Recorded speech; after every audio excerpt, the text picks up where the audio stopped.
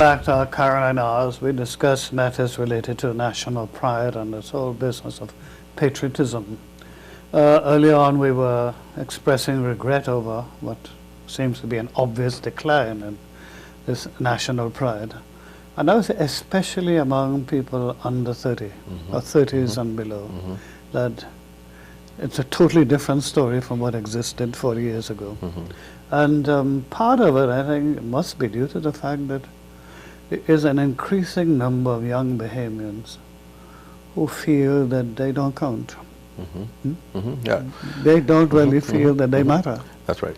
And if that's really true, how can they have national pride? How can they have any pride at all? Firstly, I think that there are those groups of persons of whom you speak, the 30 and under, they don't know anything about majority rule. They don't even know anything about independence. They don't know what it was like to get to where we are today. And so there is a gap there. There's sort of a void that has not been filled with anything. It certainly hasn't been filled with hope. It has been filled really more with distrust of our leaders, disappointment in our leaders, disaffection from the institutions that are supposed to help to be upbuilding. And so I think what we are finding is that increasingly our young people are saying, you know something, I'm not a part of the mainstream. For there to be a 30% unemployment rate among young persons does not speak well for us at all. And I think that that is a major problem, that and hurdle that has to be overcome. I believe that there's also another reality that is often not spoken about or spoken to when we talk about national pride. There are so many Bahamians out there in the public square who believe that they do not have the opportunity to break into the mainstream of society.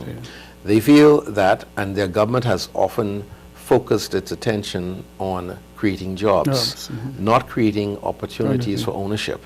Politicians are always talking about how many jobs this is going to create, and whilst we think jobs are important, and whilst we can't diminish the importance of jobs, whilst we can't for a minute try to dilute the importance of those 2,000 jobs at Bahama that would be lost, and the 5,000 that would not exist, that is one aspect of the equation that needs to be taken into account and recognized as important. However, there are many more, hundreds if not thousands of young Bahamians with ideas who don't have access to capital.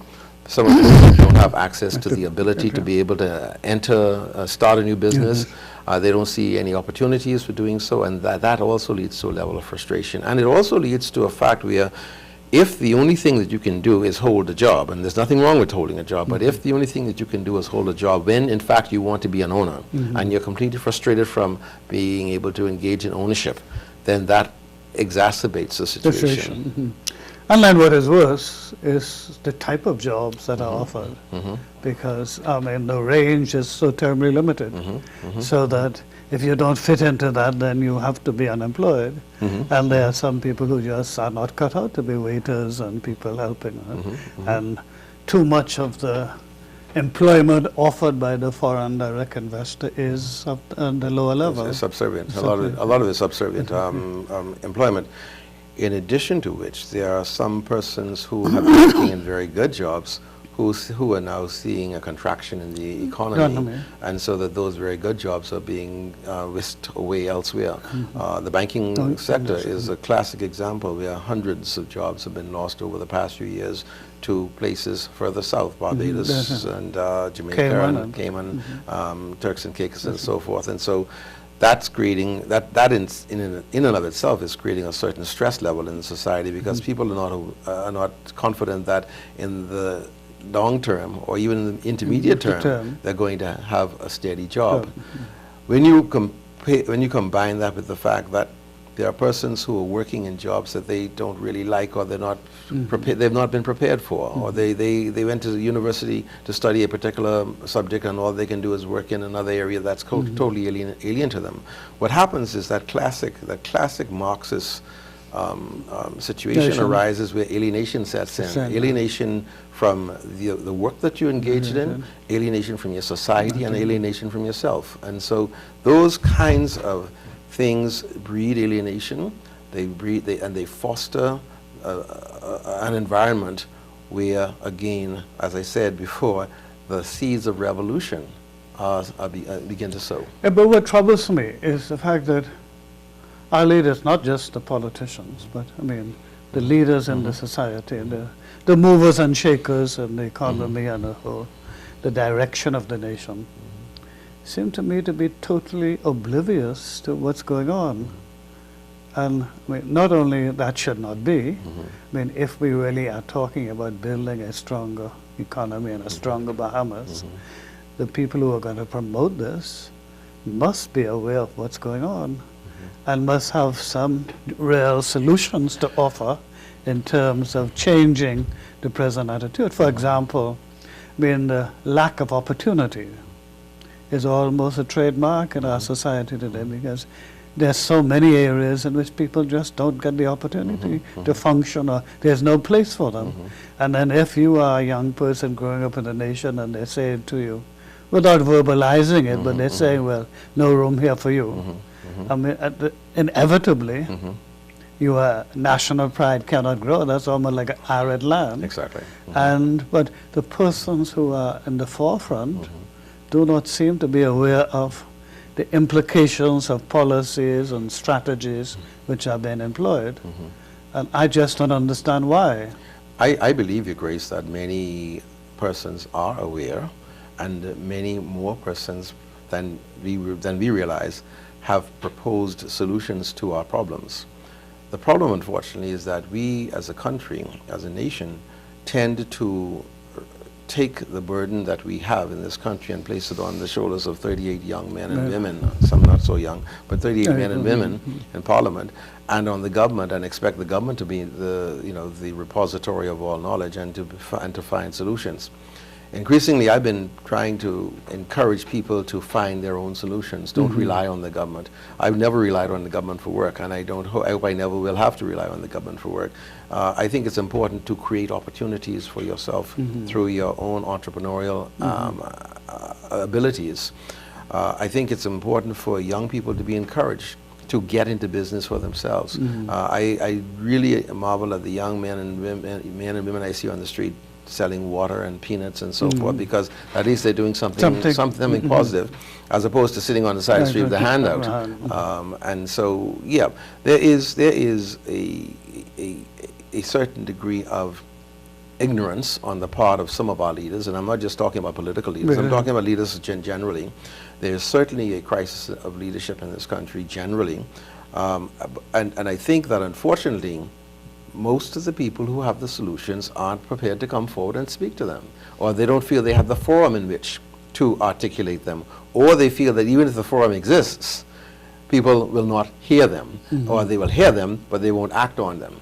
And so there has been such a disconnect between the people and the leaders of the society that there is almost a sense of, well, I'm not going to try anymore, because it doesn't make any sense making any efforts in that regard. But in that regard, don't you think that the Chamber of Commerce and the people in the business community should be more proactive? Because that's where jobs should be created. And I mean, I don't hear them making any announcements about or making any suggestions about how we can increase job opportunities. And I thought that they could be more active in helping to create a new environment in which people could find a place, and not just find employment, but feel that they belong and there's reason to be here.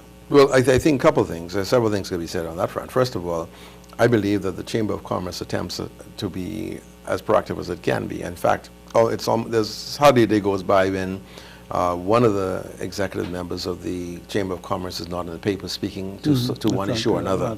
And sometimes the issues really relate to government policy that have an impact on jobs, how policies impact jobs. For example, VAT. I mean, there was a very strenuous objection raised by the Chamber of Commerce when VAT was first proposed at 15%, when it was first proposed at all, and then at 15%.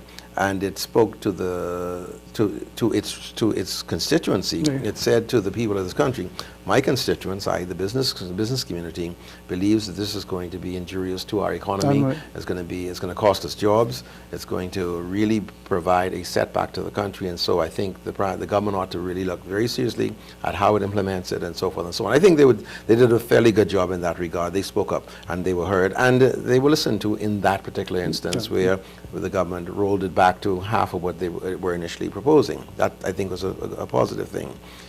I believe, though, that there are many other instances like that where we are not hearing the voices of our business leaders, because our business leaders are so caught up in themselves and caught up in creating their own wealth and enriching themselves that they very rarely, occasionally, but very rarely, speak to the issues of the day that will address the real issues in a way that offer suggestions for improving. Yeah, well, that's the point I was trying to make, because a classic example of that is the public response of the private insurance companies to national health insurance. Exactly. I mean, immediate response, almost a knee-jerk response without looking at the bigger picture. That's right. But we cannot proceed to progress until the entities in that segment take what I call a more proactive stance. I agree. I fully agree. That has to.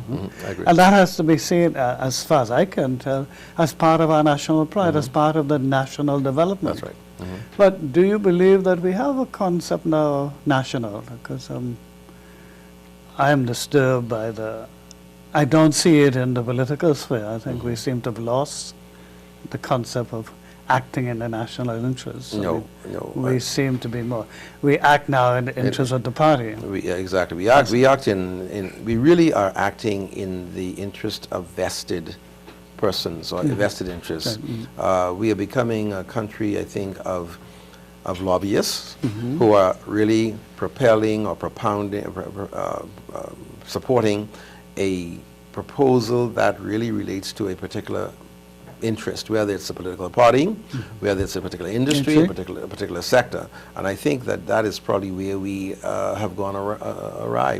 We do not have I cannot think of any national subject that on which everybody in this country is speaking in almost in unison, except perhaps for Bahama, and that's a very short-lived thing. But that's a reaction, again, a reaction. It's a knee-jerk reaction to a situation that's arisen, and so I agree. We don't really seem to have a national purpose, a national cause, a national objective, because we really haven't identified one that we can all buy into and develop. Good, we must take our next break at this point.